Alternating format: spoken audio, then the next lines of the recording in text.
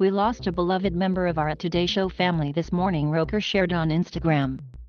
Willard Scott passed peacefully at the age of 87, surrounded by family, including his daughters Sally and Mary and his lovely wife, Paris.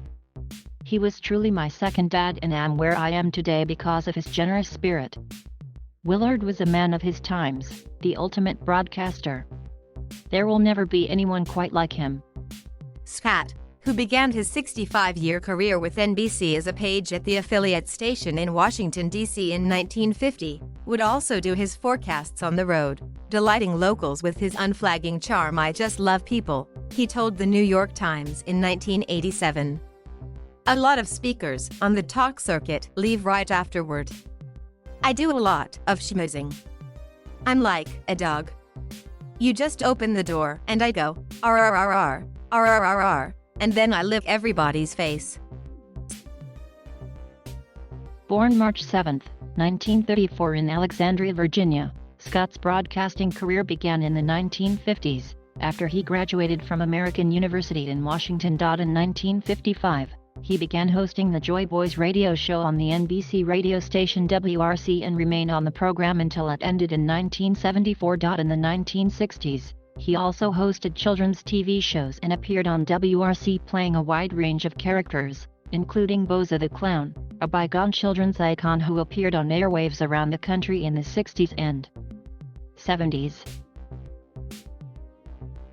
Scott also had the distinction of being the first person to play Ronald McDonald, appearing in commercials in the Washington area starting in 1963. No gimmick was too much for Scott.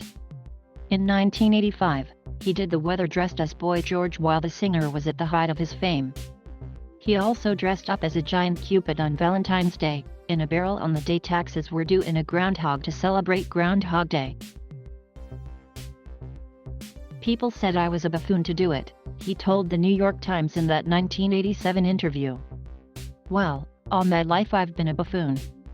That's my act." In 1983, Scott honored a viewer's request to wish his mother a happy 100th birthday, which began the tradition of greetings to centenarians that is still going strong today. He got dressed as Santa Claus at the National Tree Lighting Ceremony in Washington, D.C. for several years throughout the 80s, as well as at multiple events held at the White House. He co-anchored NBC's coverage of the Macy's Thanksgiving Day Parade from 1987 to 1997 and also enjoyed a recurring role as the gregarious Mr. Poole in the sitcom The Hogan Family. The lovable Scott was also once approached by First Lady Barbara Bush during the 1989 inauguration parade of her husband, President George H.W. Bush. "Suddenly, I look over and see this very happy face, race over, give that face a kiss, race back to George," she recalled. He said, "I didn't know you knew Willard Scott." I said, "I don't know Willard Scott. I just love that face. He's a friend. He is literally my second dad," Al said at the time. "I can't believe it. My little guy is 65 years old," he said. "What's the world coming to? Hey, listen, now you can collect Social Security and you'll make even more money. What a lucky guy you are. You are nothing but the best. Who loves ya, baby?" "I do."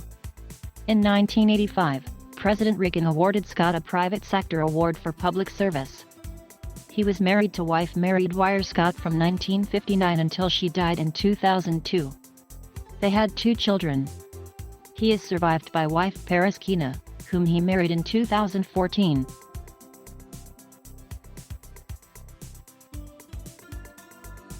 Thank you for watching. Please subscribe.